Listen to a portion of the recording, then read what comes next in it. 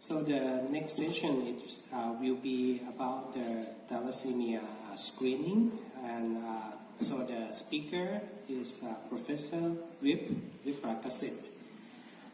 Professor Vip is Professor of Pediatrics, Department of Pediatrics and Thalassaemia Center at Siriraj Hospital, Mahidol University, Bangkok, Thailand. He is a pediatrician and also a pediatric hematologist. He received DPhil, a PhD from University of Oxford in 2002 and finished his postdoc fellowship in molecular hematology at Veteran Institute of Molecular Medicine in 2004. He became a full professor in 2015, so very young professor. And his major research focused on the translational medicine bridging between basic science to routine clinical practice in hematology. As you know, our country and the region has a prevalence of thalassaemia, so he's the expert in these disorders. His research is involved in the molecular basis, pathophysiology, genotype-phenotype correlation, diagnosis, and newborn screening of thalassaemia. So Professor Vip has authored more than 150 peer-reviewed publications and also wrote a lot of chapters in major hematology textbooks. So Professor Vip, please give a lecture about newborn screening for thalassaemia and hemoglobinopathy. Why do we wait for so long? Thank you very much, my co-chair. And first of all, I'd like to thank the organizing committee for giving me an opportunity to share with you our experience regarding establishment of the newborn screening program in Thailand. And just showing you, and because I'm also running another role as the host of this meeting, so I would like to welcome you all welcomely to Thailand. And this is the picture of our hospital, which is located on the other side of the Chao Phraya River in the middle of Thailand. And if you have a chance to visit the Grand Palace, which is in the heart of Bangkok, you can just take the ferry and just come to our hospital. You're all very welcome. So let's start with the scope of what I'm going to do in these 25 minutes. Is that why do we need a new model for thalassaemia screening? And I think the newborn screening program will be one of the very important answers, not only for Thailand, but for the whole Southeast Asian country. And also, I'm going to discuss regarding that, most of the newborn screening program that you already heard for the whole day is about detecting diseases. And especially diseases that seem to be very, very important that can harm seriously to the development of the baby. We talk about the inborn error of metabolism. We talk about, some of the immunodeficiency syndrome or even the muscular dystrophy. However, my focus is not just only detecting, of course, hemoglobinopathy diseases, but we also want to detect the carrier as well. And I try to convince you that why detecting the carrier is very important for the newborn screening program for thalassaemia. And I'm going to discuss about the technology that we established comparing between isoelectric focusing and the capillary electrophoresis, and which one would be better than the other one, and also try to propose some of the criteria comparing different platforms and use the DNA testing as a gold standard to make the diagnosis correctly. And finally, I'm going to discuss about my recommendation and the future plan to the whole region. This is from one of my reviews regarding the prevalence of thalassaemia and hemoglobinopathies in Southeast Asian country. And this is collectively, from several publication data, and also from the we have the Asian Thalassaemia Network that we just had a meeting this year, and several of my friends and colleagues here are also participating and do the country report. So collectively, in this part of the world, we have a lot of the carrier of the alpha thalassemia, beta thalassemia, and also hemoglobinopathies. And the most common one is the beta globin variant that we know as the hemoglobin E. So the average for a country like Thailand, we proudly say that 35% up to 40% of our population are the carrier of the thalassemia or hemoglobinopathies, and more or less, the same kind of the number of the neighboring country, or even in the Philippines or Indonesia or southern part of China as well. Just to give you a review a little bit about what is the molecular classification of thalassemia. Let's start with the alpha thalassemia. So normally we have two alpha globin genes on one chromosome 16. So normally we have like 4 copies of the alpha globin genes per genome. And if you have deletion that remove 2 linked alpha globin gene, we call the alpha 0 thalassemia, which is completely lost. And if you have one deletion that you remove 1 alpha globin gene from the chromosome, we call the alpha plus thalassemia.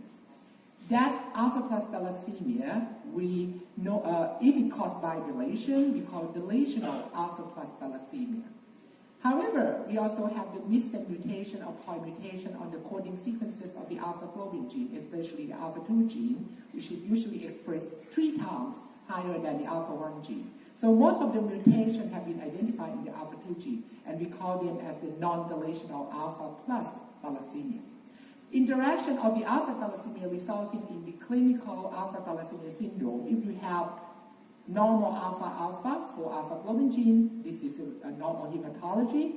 If you're losing 1 alpha globin gene on 1 allele, you have a silent carrier. Normally by hematology you will not detect anything. But if you losing 2 alpha globin gene, now you have a hypochromic and microcytosis that we can detect. But in terms of the hemoglobin level, it's normal. If you lost 4 alpha globin gene, that will very serious, and usually the baby die in utero, we call it a hemoglobin bath syndrome. And if you lost 3 alpha globin gene by alpha 0 and deletional alpha plus, or you have the alpha 0 by deletion on 1 allele and the non-deletional alpha plus on another allele, you have a clinical syndrome that we call hemoglobin H disease, which is usually have moderately anemic, and the patient usually have the hemoglobin around 7 to 9 grams per deciliter and may require blood transfusion during infection. For the beta thalassemia, most of you will recognize that this is a very important clinical syndrome because if you have a very serious of the beta 0 and the beta 0, usually the patient presented very a severe clinical phenotype that we know as the beta thalassemia major. So recently we have reclassified all the thalassemia into the transfusion dependent and non-transfusion dependent thalassemia. So again, I use this kind of the similar analogy to explain to you that for the beta mutation, we also have the beta 0 or the beta plus mutation, depending on how severe of the mutation is in terms of the beta globin gene expression. And usually when you have beta 0 and beta 0 on 2 alleles, it usually resulting in a very severe as the beta tau major, patients are transfusion dependent. And if you have interaction of beta plus and beta 0, you have beta tau intermediate and has a variety of the clinical severity and may require transfusion due to a complication or several clinical indications. More importantly, especially in this part of the world, we have interaction of the beta thalassemia by the mutation of beta globin gene interact with the hemoglobinopathies, especially hemoglobin E, and we call it as the hemoglobin E beta thalassemia. So you can imagine that you can have beta 0 thalassemia mutation together with E or beta plus with E, and interestingly, the E tau is one of the most fascinating clinical syndrome in man because it can have a wide variety of the clinical presentation from transfusion dependent into non-transfusion dependent.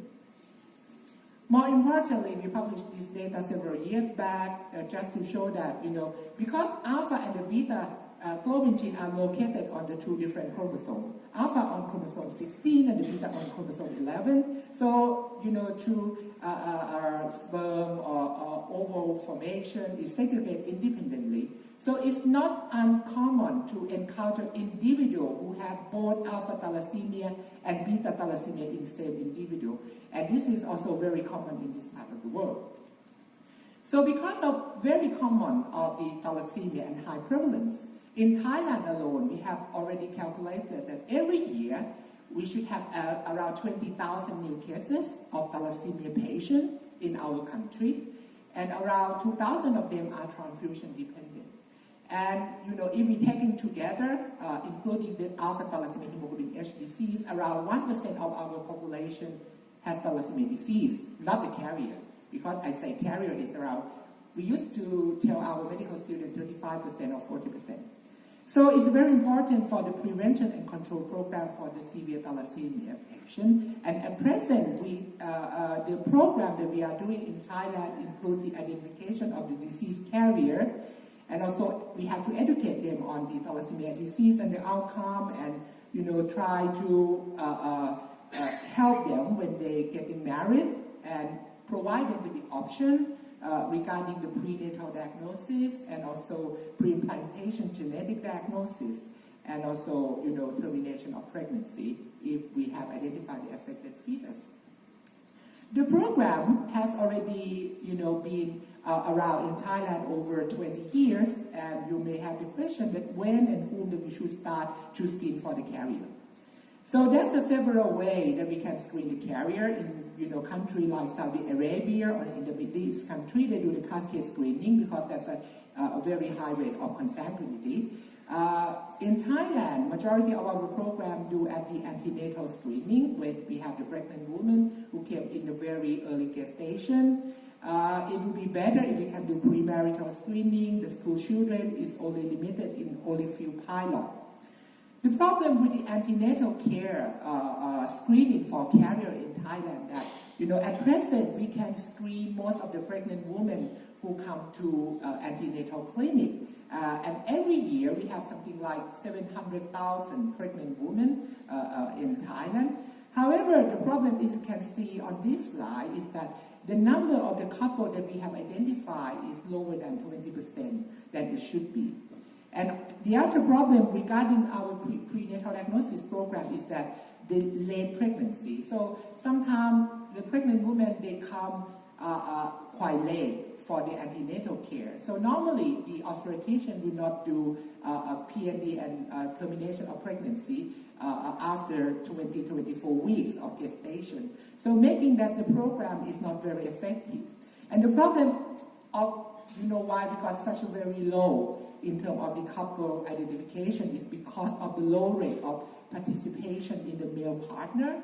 And Thai male seem to be very scared of getting the blood testing, and that's not very good. And we try to convince them to do the blood testing. And I think, one of the things that we try, and I think is very important for our country, is just to test the carrier status and try to maintain this information in our national database.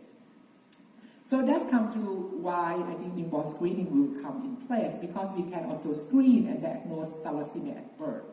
So hopefully that what we are doing will be back to the future for the whole generation. So what is the current recommendation about the newborn screening for thalassemia? This is from the CDC in USA. So it's the routine testing for all the newborn for some hemoglobinopathies in some states in USA since 2006.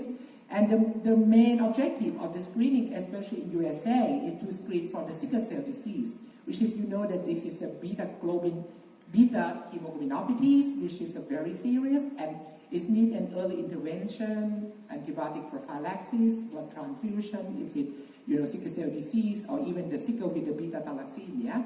So in USA, which is they have a number of the African American, so it seemed to be very relevant and very important to early detect the sickle cell disease. And additionally, in USA, many people are at risk of having hemoglobinopathies, especially those who, and as Professor Padilla already mentioned about the Filipino who live in USA, and they have been screened in California, and they have been detected as well. So for this reason, the actual number of the people in United States with the hemoglobinopathies are not, really known, because this is not a valuable program in every state in USA. How about in Thailand? So in Thailand, the National Newborn Screening Program as you already heard from Dr. Nitiwat, that have been in existence for many, many years, but we screen for a limited number nationwide, but also some of the programs provide the expanded program. The good thing about doing the hemoglobin analysis at birth is that that's a very good golden period that we can use to detect hemoglobin bath.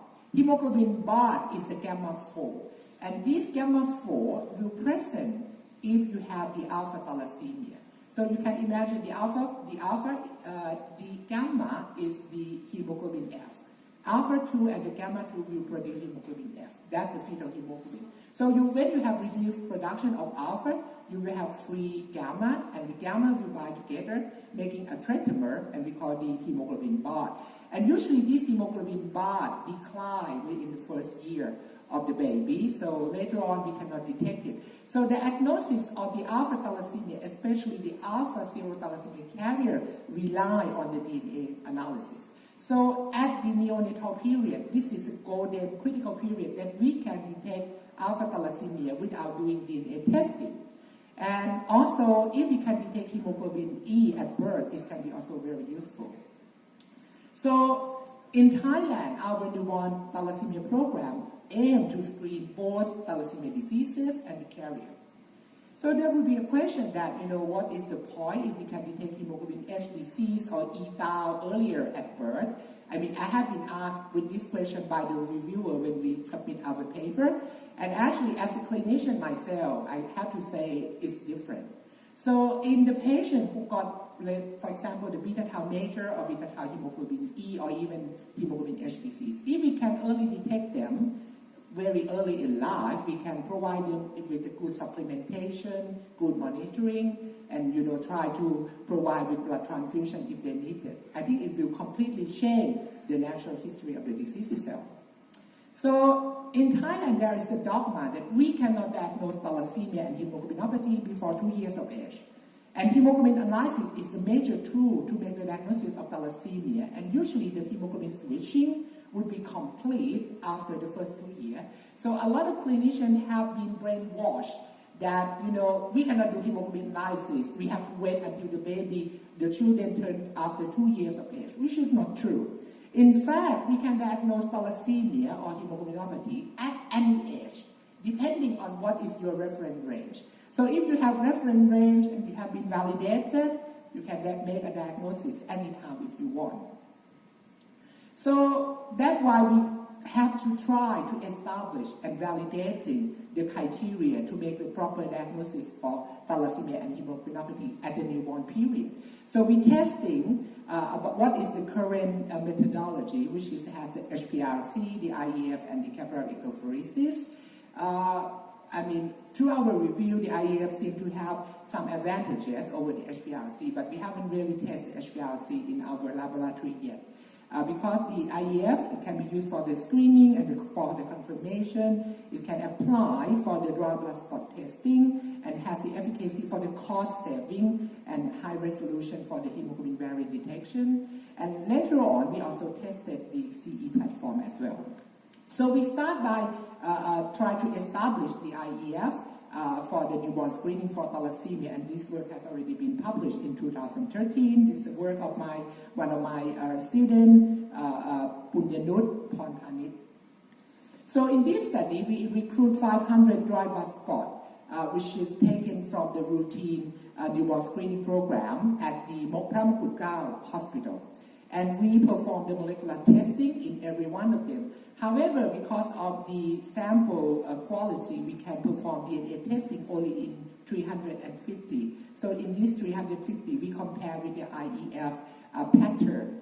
And the quantification of the each band, in order to set a standard profile and try to determine the sensitivity and specificity of IEF for detecting thalassemia diseases and carriers.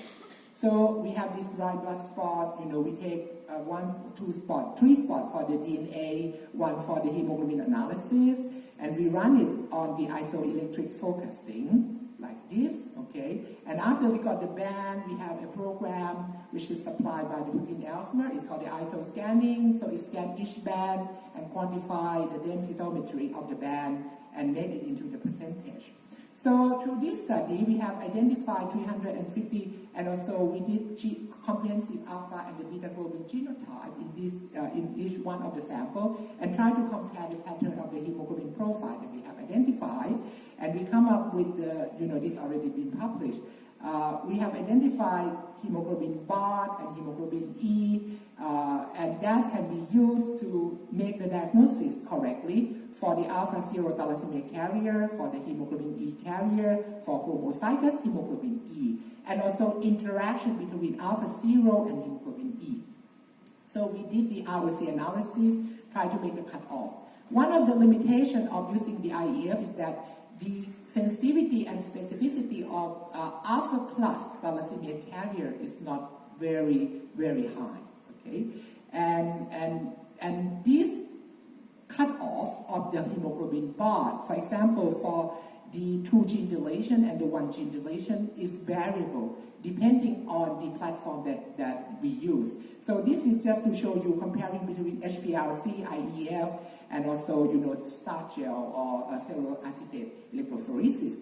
So we need to establish, we cannot use just the cutoff from another platform and apply it to the other platform. The other problem regarding the IEF is that we want to also identify the beta tau carrier.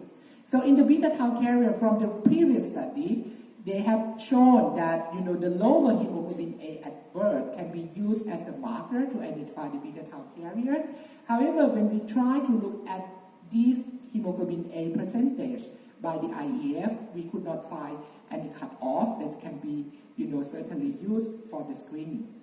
So IEF pretty can use to screen for alpha-0 tau carrier. Of course, we can also identify hemoglobin H disease for the E carrier, homozygous E with the alpha thalassemia trait. However, it still have limitation for alpha plus and the beta tau carrier, and the remaining patient group, because in the first study we have limited number. We don't have the sample with the combination of alpha thalassemia hemoglobin H disease with E trait, which we call AE BART, and also the hemoglobin H with homozygous hemoglobin E or EF BART disease, and we don't have any cases with the E tau or beta tau measure. So we try to start another pilot in our own hospital. So this time we performed 1,213 newborn baby, and we collaborate with Dr. Nitiwat to get the sample from his routine cases. We compare between IEF and capillary electrophoresis, and in this time we did a very comprehensive molecular testing. We test for 14 alpha globin mutations that were available, covering 99% of the alpha globin mutation in our country. We screened for 16 beta globin mutations that covering around 95% of the beta globin mutation in Thailand, in every single one of them in parallel. This is a very busy slide, but I just want to show you that we've been asked by the IRB that, normally when we do this kind of study, they don't want us to disclose the result, but because thalassemia is very important for Thailand, and most of Thai people know thalassemia very well, so we have to set up a program to help educate and counseling the family about the newborn screening result. And I think this kind of program can be used to adopt in, when we try to make this as a national-wide program. I'm not going into detail of this, how we're going to do this. So we compare between capillary electrophoresis and the IEF, and this is just to show you, when we do this in 3 comparisons, CE, IEF, and DNA, okay? So this is the most important slide. In this study, 49% of Thai people normal globin, 51% has mutation. So actually we are X-Men country. Most of our people has a mutation. More than, 49% are normal. So, and this is just to show you 22.4% has the alpha globin abnormalities, either hemoglobin H disease, alpha-0 tau carrier, alpha plus tau carrier. Beta globin, we have hemoglobin E beta thalassemia, beta tau carrier, hemoglobin E homozygous and E carrier, combination of this alpha and the beta and the gamma globin variant. So this is a very busy slide, but I just want to show you the comparison between when we try to use the hemoglobin BART, detection of hemoglobin BART and detection of hemoglobin E to make the diagnosis. BART can be used to detect hemoglobin H disease 100%, both by IEF and by CE, alpha-0 also the alpha thalassaemia, deletional and non-deletional. And you can see that, the IEF seem to have a kind of lower sensitivity and specificity, especially when we try to use it to detect the alpha plus non-deletional type carrier. For hemoglobin E, the detection of hemoglobin E can be used to detect E carrier, E homozygous, beta tau hemoglobin E as well. And how about the beta tau carrier? As I mentioned that, from the previous study, they used the cutoff of lower than 15% to screen the beta tau carrier. So in our study, we did the same. We screened and we detect nearly 180 samples with the lower hemoglobin A than 15%, and we performed comprehensive beta globin mutation study, and we have identified 11 of them. So the first question would be, if we want to set the cutoff for the beta tau carrier, what would be another factor that we have to take into consideration? So we know that the gestational age may affect the presentation of FNA, and the second one is the sex or the gender of the baby. So we're looking at these normal beta globin genotype, around 150 of them, and try to compare between the different sex, different gender. And as you can see that there is a significant difference between male and female in terms of the presence of hemoglobin A and hemoglobin F. So taking into consideration gender difference is very important to set up a criteria for detecting beta tau carrier. How about the gestational age? So when we try to compare the different gestational age from 35 up to 40 weeks of gestation between male and female newborn, we don't see any change significantly in terms of statistics. So the gestational age is not one of the factors. So by using this consideration, we try to set a cutoff for detecting the beta tau carrier. We have a cutoff for male baby and the cutoff for the female baby. And as you can see that, if we use the gender different cutoff, it gives you a better sensitivity and a better specificity compared if we just combine the cutoff for both sexes. And finally, this is the diagnostic criteria that we propose using the ROC analysis that, when you detect hemoglobin BART, you have to look at the percentage of hemoglobin BART. So for example, if you have the percent of hemoglobin BART over 7.4%, this will give you 100% sensitivity and specificity to make the diagnosis of hemoglobin H disease. Okay, and for the alpha-0 thalassaemia, if you have it over 0.75% by CE, you have nearly 100% also detection for the alpha-0 thalassaemia carrier. So by using this criteria now, after the validation, we can go on to do the national-wide newborn screening.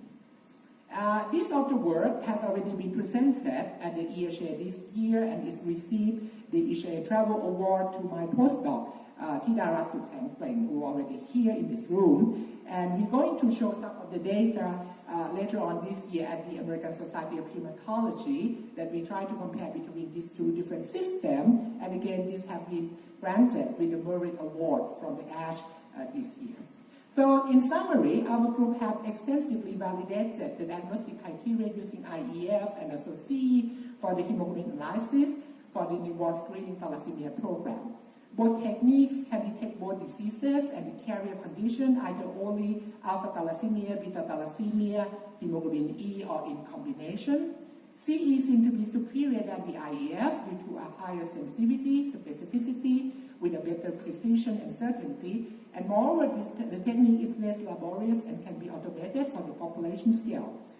Newborn screening for thalassemia can be incorporated into our existing newborn screening program using the dry blood spot. So we use like 48-hour dry blood spot, similar to Dr. Nitiwat used it for the other things.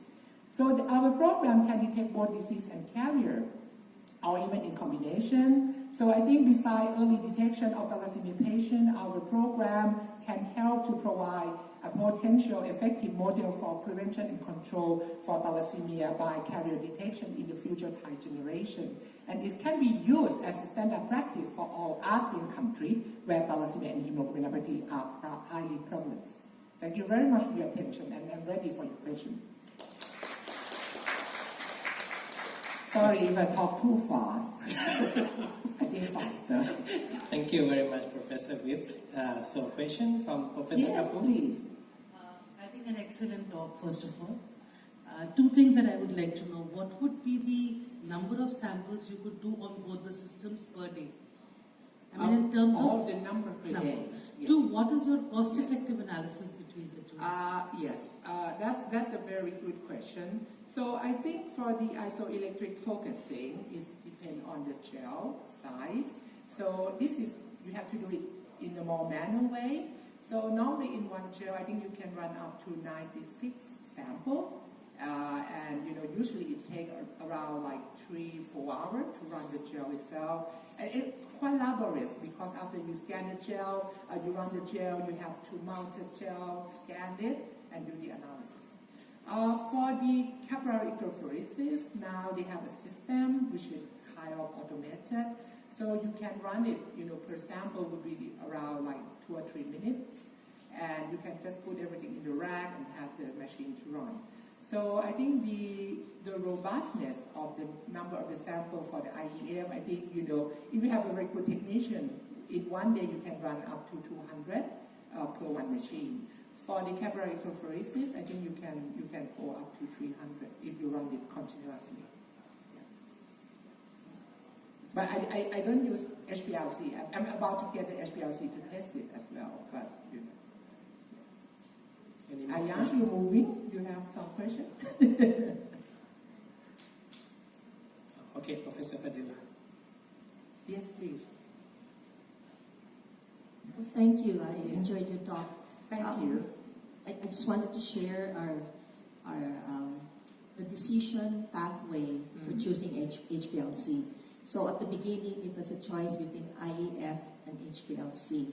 But from gathering from our information from our colleagues overseas, it's really more subjective. IEF is cheaper actually. It's cheaper. HPLC, yeah. but HPLC does not need the subjective eye because right. it will generate the result. Okay, Absolutely. so you cannot use CE because it's very expensive for screening. So after a very long debate in the Philippines, because we have several labs, we agreed on HPLC even if it's more expensive than IEF because the result is less dependent on the reader.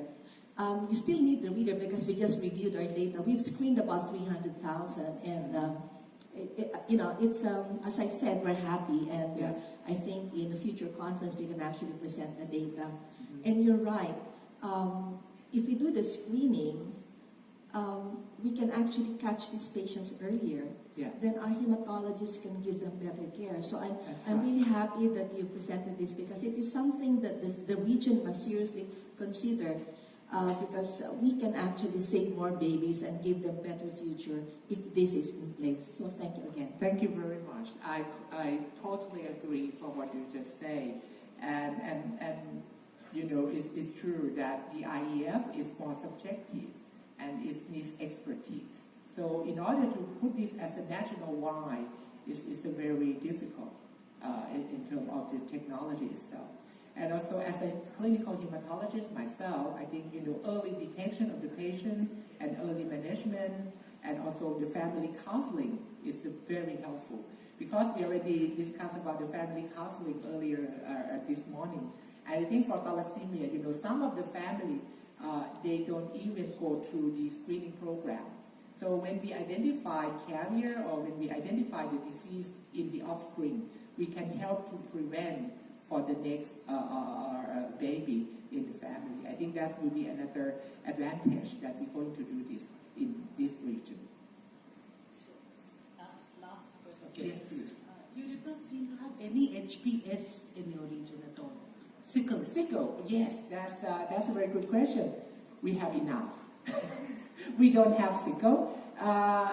in Thailand, I have only identified one family, which is literally Thai, who have the sickle cell with the beta thalassaemia. But the family actually migrate from Myanmar, and actually when I try to dig back into the history, they're from some part of India.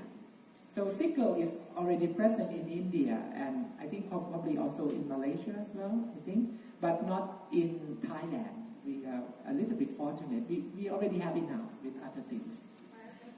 Yeah. That was one reason why we chose HPLC. If you're looking for sickle, like in the US, IF actually is a good tool. That's right. That's right. So for the US, they're using IF as the front line. That's right. But some are using HPLC also. Yeah. But I agree that if you're just looking for sickle, IF might be a good option. Yeah, that's right. Okay, any more question? This is a very impressive talk, and you generate a lot of discussion. So thank you very much, Professor. Thank you very much for your attention. Thank you. So don't leave this room. We have one more session.